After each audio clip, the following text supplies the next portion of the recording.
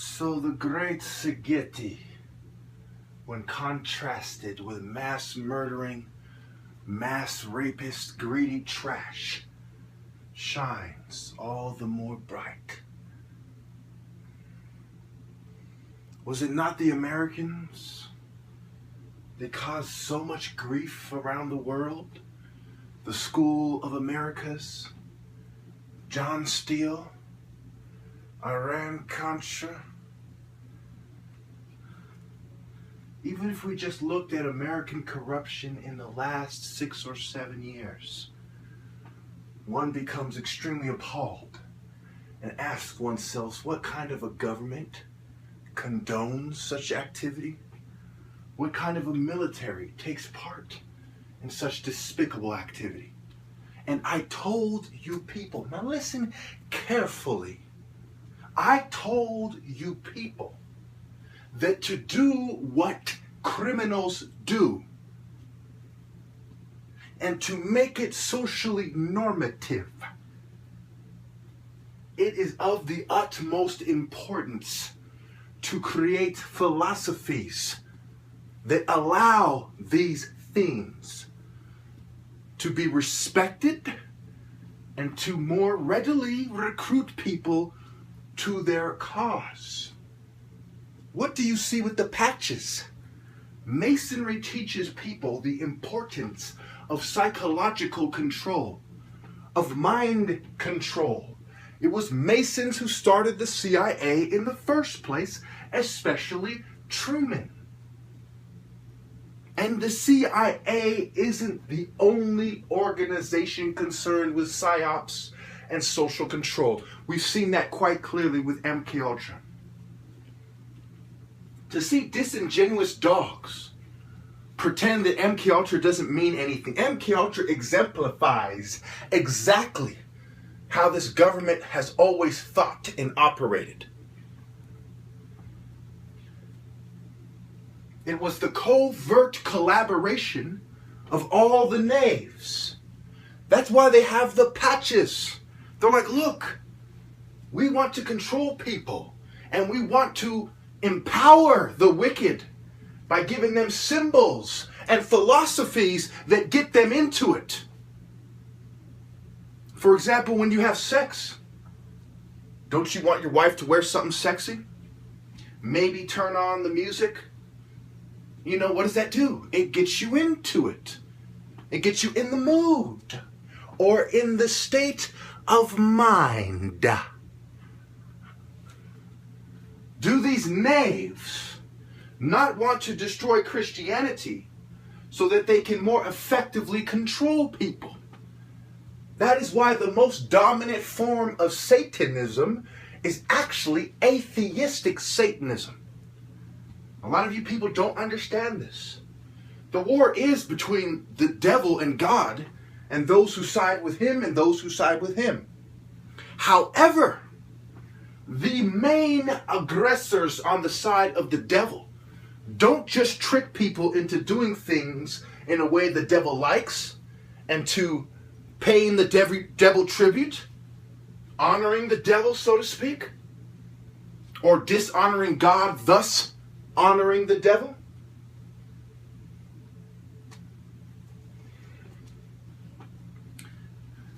They also trick people into believing that God doesn't exist in the first place.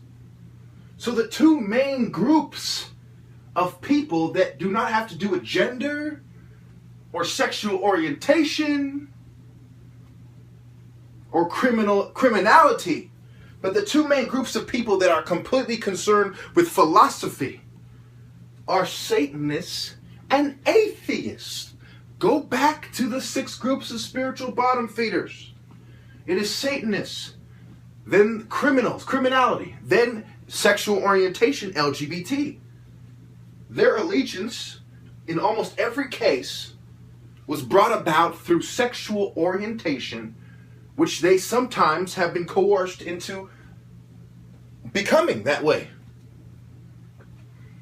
Then there's the gender orientation, or the gender politics of the feminists. And then right afterwards are the atheists that I put above the racists for a good reason.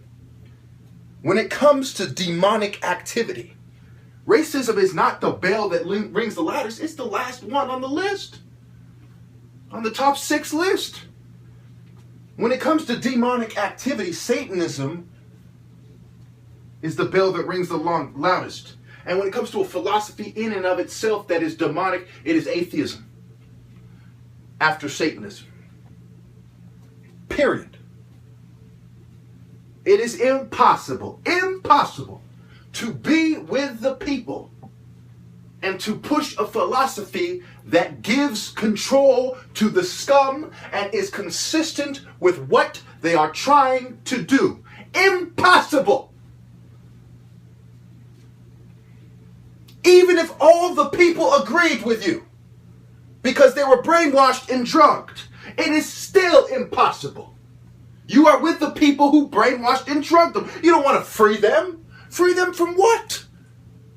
Being brainwashed or drugged, maybe? Oh yeah, that's right, you're with the people who are doing that. Slaves who were not completely brainwashed ran away to maroon colonies. And it was these scumbags in the pharmaceutical industry, in the greater military-industrial complex as it was back then, which included contractors, people they hired to catch the slaves, and shrinks who labeled them with drapetomania. So even a slave was not as much of a slave as someone under mind control who is conditioned, brainwashed, and drugged by the slave masters. It is impossible to truly be with the people and to further the agenda of the brainwashing trash. To turn around and say Christianity is what they're trying to do. No. It is on the decline for a reason. They are bringing in more drugs than ever for a reason. Because Christianity teaches that the rich are a bunch of scum. And who controls you if not the rich? Go to now, ye rich men, weep and hollow for your miseries that shall come upon you. Your riches are corrupted and your garments are moth-eaten. James 5, 1 and 2. Matthew 19, 22 through 24. When the young man heard this, he went away sad because he had great wealth. No. Let's start with 21. Jesus answered, if you want to be perfect, go sell your possessions and give to the poor, and you will have treasure in heaven. Then come follow me.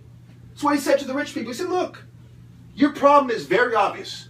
Your richness has corrupted you, just like James 5, 1 through 2 has told you. You've been corrupted. Your riches are corrupted. You are corrupted through your riches.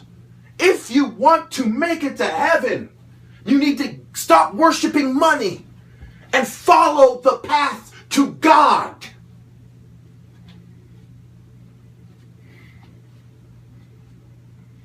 When the young man heard this, he went away sad because he had great wealth. Now, what kept this young man from going to heaven?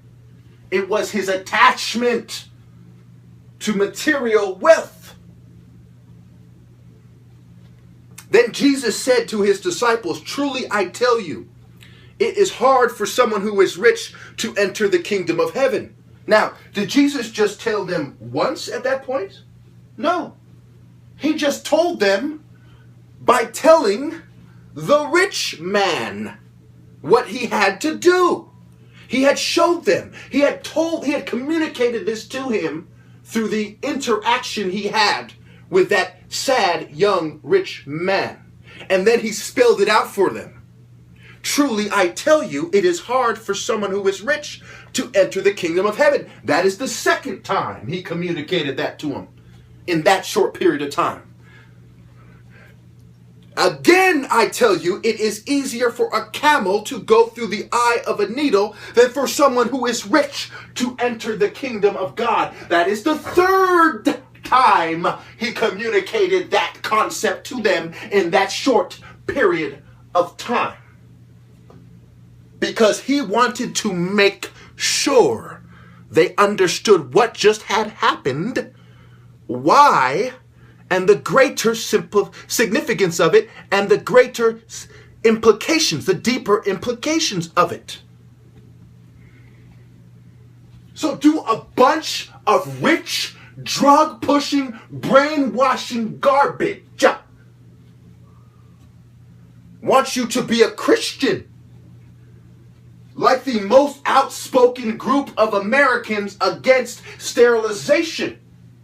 Or do they want you to be an atheistic scoundrel who takes the philosophy of science as your religion, like the Freemasons who came up with eugenics in the first place? Galton was a Freemason. Or mental health, who were the most outspoken group that was pro-eugenics in the first place.